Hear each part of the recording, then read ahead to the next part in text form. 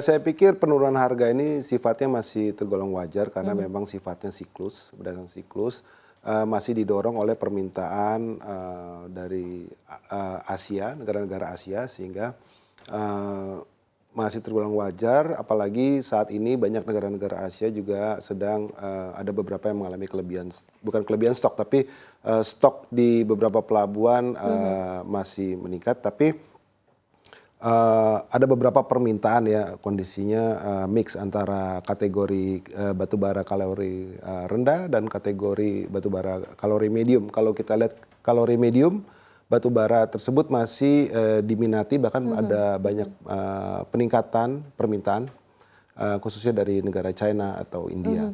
Sedangkan untuk kategori kalori rendah memang sepertinya bakalan sampai September ini masih dalam level yang saat ini.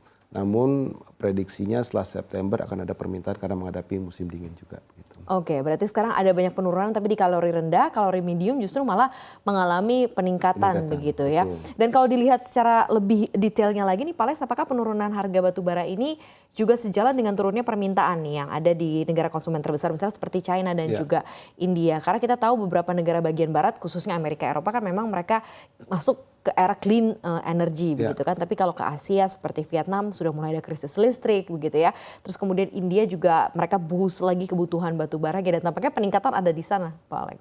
Betul. Memang market terbesar batubara ini masih negara-negara di Asia ya. Utamanya China dan India sebagai pembentuk harga yang utama di pasar Asia gitu. Sepertinya bahwa sifatnya ini mungkin menurut kami sih sementara, tapi kuncinya adalah bagaimana produser dapat menjaga kinerja perusahaan dengan cara melakukan efisiensi. Ya. Kemudian efisiensi itu juga bisa dilakukan dari sisi teknikal ataupun dari sisi manajemen operasional gitu ya. Jadi hal ini ya bisa diantisipasi gitu oleh perusahaan-perusahaan apabila menghadapi penurunan harga ataupun nanti akan ada penaikan koreksi. Jadi kita harus lihatnya memang secara keseluruhan selama 1 tahun ya. Kadang kalau kita lihatnya per sebulan 2 bulan tentu bisa mengganggu kinerja perusahaan. Karena masih sangat volatile juga begitu dari sisi harganya ya. Betul. Tapi apakah efisiensi ini sudah mulai dilakukan juga oleh Bayan sejauh ini di tengah volatilitas harga komoditas batu baranya atau tekanan yang cukup dalam ini Pak Alex sejauh ini untuk menghadapi kondisi volatilitas apa saja begitu yang sudah dilakukan oleh perusahaan? Saya rasa banyak perusahaan juga sudah melakukan pemetaan untuk melakukan efisiensi dari tahun lalu ya. Karena mengantisipasi tadi seperti dikatakan volatilitas yang sangat tinggi gitu dengan intens yang cukup rentan yang drastis gitu ya. Jadi memang efisiensi dilakukan walaupun cost yang sudah incurred yang sudah pernah terjadi itu memang agak susah untuk diturunkan gitu. Misalkan ada beberapa kenaikan dari sisi pajak, royalti, kemudian ada juga bahan bakar, kenaikan bahan bakar, ya, kemudian dari alat-alat equipment yang sifatnya investasi jangka menengah dan jangka panjang begitu. Sekarang kita lihat dari masa durian runtuhnya batubara di harga $400. Kemudian banyak yang menilai normalisasi ke 200-an begitu ya dan sekarang di pertengahan tahun 2023 sudah di level 130, 140 begitu ya, up and down di area-area situ. Nah Anda melihat seperti apa sih sebenarnya peluang tetap bertahan di $100 atau di atas $100? Karena banyak yang assume ya kalau normalisasi ya harus back to harga sebelum pandemi begitu. Dan kita tahu sebenarnya harganya pada saat itu di $70-80 begitu ya untuk maksimum harga batubara. Anda melihatnya seperti apa? Seberapa survive ini nanti komoditas batubara akan tetap berada di atas $100 per ton?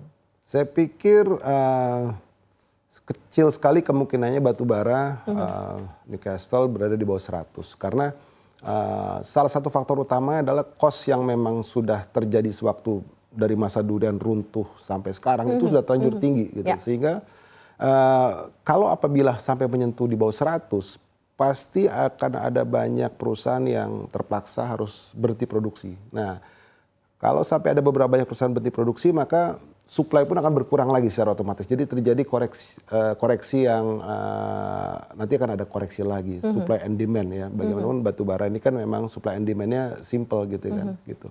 Jadi saya pikir kalau untuk di bawah 100 sangat-sangat kecil, karena saya tahu sendiri bahwa kemungkinan cost yang terjadi sudah tinggi. Gitu. Costnya sudah terjadi tinggi ya. Iya, Tetapi faktor apa sebenarnya yang membuat dia akan tetap stabil di $100? Nah ini karena beberapa riset dan juga analis komoditas pun bilang akan tidak akan mungkin di bawah 100 di tahun ini, apalagi begitu ya, bahkan tahun depan pun belum kelihatan begitu. Walaupun memang secara day by day volatilitasnya kita sangat rasakan begitu ya. Tapi faktor apa sih yang memperkuat ini Pak Alex sehingga dia tetap akan stabil di level 100 ini? Oke, saya pikir banyak juga pertumbuhan power plant juga di negara-negara seperti India, Bangladesh, saya pikir juga masih itu. Dan kemudian semakin berkurangnya untuk batu bara, kalori medium dan high ranking, sehingga Indonesia ini kan kayaknya yang kategori low GAR ya, jadi sehingga pada akhirnya akan ketarik juga saya pikir ya untuk dilakukan blending di negara-negara tujuan impor tersebut. Ekspor tersebut begitu ya. Jadi memang banyak faktor, makanya masih banyak yang cukup optimis begitu ya, akan tetap berada di $100 sampai dengan bahkan $100 lebih begitu ya, tidak akan menuju ke bawah itu gitu ya. Tapi kalau kita lihat dari Bayan sendiri nih, seperti apa ini cukup mempengaruhi dari sisi produksi batu bara, apakah kemudian ada revisi dari RKEB sendiri begitu ya dengan adanya volatilitas harga ini, Pak Alex? Ya, rata-rata gitu kalau kita penjualannya adalah sifatnya long term dengan end user gitu kan. Ada hanya sebagian porsi kecil yang spot tradingnya. Jadi misalkan ada penurunan produksi batu bara itu lebih kepada faktor teknis, tapi bukan daripada faktor demand. Gitu. Hanya faktor teknis bukan faktor demand. Jadi nggak ada pengaruh sama sekali dari demand ya Pak? Tidak berpengaruh sama sekali. Semuanya masih oke begitu ya? Semuanya masih oke. Produksi pun juga masih on track sampai dengan saat ini Produksi saat ini masih on track, betul. Oke, berarti dari sisi margin pun juga masih cukup terjaga begitu ya sejauh ini? Margin mungkin ada penurunan karena average selling price-nya batu bara turun ya.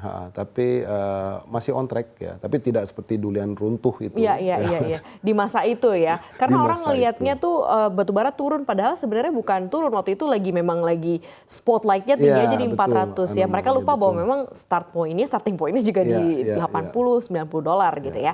Nah kita lihat dari sisi industrinya nih Pak Alex, di mana industri batubara ini kan cukup banyak memberikan sumbangan terhadap pendapatan negara nih, khususnya dalam beberapa tahun terakhir. Nah kalau kita lihat dari tren ya kan trennya turun nih, ada pelemahan harga batubara. Apakah kemudian kontribusi industri batubara khususnya Bayan begitu, dan Bayan juga secara khusus terhadap ekonomi ini juga akan cukup membawa penurunan gitu ya? Karena balik lagi kan faktor penggeraknya adalah commodity price-nya itu yang utama nih Pak Alex. Iya, memang sangat disayangkan secara otomatis akan terjadi penurunan terhadap sumbangan kontribusi terhadap penerimaan pendapatan negara dari royalti maupun sektor pajak gitu ya. Ya, namun demikian mungkin bisa disiasati dengan cara meningkatkan produksi di tahun depan gitu, sehingga terjadi kompensasi balance ya antara penurunan harga batu bara dengan peningkatan produksi volume ya gitu. Berarti ini ada sounds yang cukup positif ya dengan peningkatan produksi tahun depan. Berarti kan masih ada optimisme harga yang cukup stabil begitu ya Pak Alex, Anda melihatnya ya? Iya. Karena perencanaan produksi batu bara ini kan kita nggak bisa perencanaan per tahun ya. Kita perencanaan 3 tahun minimal gitu. Jadi apapun yang terjadi memang the show must go on gitu kan. Jadi tahun depan pun sesuai dengan rencana yang sudah kita sampaikan kepada Kementerian SDM ya harus tetap berjalan. Kecuali Kementerian SDM bilang enggak, kurangi produksi. Baru itu ya? Lain persoalan ya.